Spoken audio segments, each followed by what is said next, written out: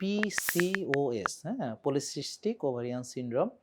তো সিস্ট হয়, আল্ট্রাসোনোগ্রাফি করলে দেখা যায় ওভারিতে ছোট ছোট অনেকগুলো সিস্ট আছে, বিভিন্ন সাইজের, অনেক বড় না, ছোট ছোট সিস্ট পাওয়া যায়।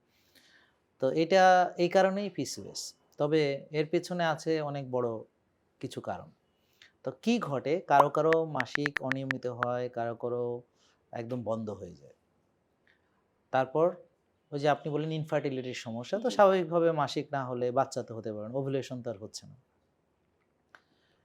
এছাড়াও দেখা যাচ্ছে যে তাদের বুকে লোম হয়, অবাঞ্ছিত লোম, দাড়ি মোচ অবাঞ্ছিত, মুখে লোম হয়, ঘাড় কালো হতে পারে, বগল কালো হতে পারে, তারপর আঁচিল হতে পারে, তারপর হচ্ছে মাথায় টাক পড়তে পারে পুরুষদের মতো, আচ্ছা।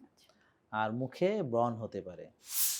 এছাড়াও আপনি যেটা বললেন যে তাদের মানসিক অবস্থা, জি, আহ, একটা মেয়ে, তার তো মেয়েলি হরমোনগুলো ভালো থাকলে সে মেয়েলি আচরণ করবে, এবং আসলে সে তার যেমন মাতৃত্ব, তার যেমন কমনীয়তা, নমনীয়তা, তারপর এই যে বাচ্চা পালার জন্য কিন্তু অনেক ধৈর্য লাগে, তাই না? জি, তো মেয়েরা এই যে ধৈর্যশীল হয়, এগুলো কিন্তু হরমোনের কারণে, বুঝতে পারছেন? জি, পুরুষদের টেস্টোস্টেরন ডমিনেন্ট, পুরুষরা, আর মেয়েদের হচ্ছে ইস্ট্রোজেন, আর প্রেগন্যান্সিতে প্রজেস্টেরন। তো হয় কি, ওই মেয়েদের যখন টেস্টোস্টেরন লেভেল বেড়ে যায় তখন কিন্তু, যেমন ধরেন পুরুষদের দাড়ি মোছ হয় না, তো এখন মেয়েদের তো হওয়ার কথা না, কিন্তু ওই যে টেস্টোস্টেরন যখন একটা মেয়ের বেশি হয় তখন তার দাড়ি মোছ হচ্ছে।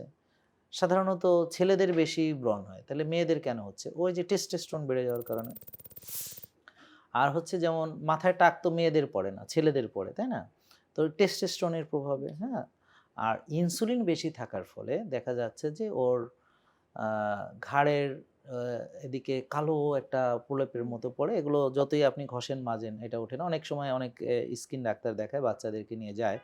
বাট আসলে ওটা ইনসুলিন রেজিস্ট্যান্স এর কারণে বা ইনসুলিন বেশি থাকার জি, কারণে এটা হাইপার পিগমেন্টেশন হচ্ছে।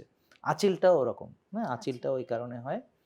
আর ওভারিতে সিস্ট যেগুলো তৈরি হয় এগুলো তো হচ্ছে মূলত আমাদের যে ওভুলেশন হবে, হ্যাঁ?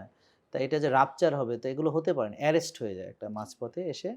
তো ওগুলোই পরে আস্তে আস্তে আস্তে আস্তে দেখা যাচ্ছে যে সেই এটা সিস্ট আকার ধারণ করে এবং ভিতরে একটু একটু করে ফ্লুইড জমে সিস্ট হয়ে যায় আর কি। জি, তো এই জন্য আমরা এটাকে বলি পলিসিস্টিক ওভারি। জি, হ্যাঁ, তো এখন এই মূল কারণ হলো যে টেস্টোস্টেরন বেড়ে গেল জি, একটা জি, মেয়ের, আর হচ্ছে ইনসুলিন রেজিস্ট্যান্স, এটা হচ্ছে আরেকটা কারণ জি, যার জি, কারণে টেস্টোস্টেরন বাড়লো, জি, এটা জি। হলো ইনসুলিন রেজিস্ট্যান্সের কারণে। জেকে লাইফস্টাইল লিমিটেড, ওষুধ মুক্ত সুস্থ জীবন।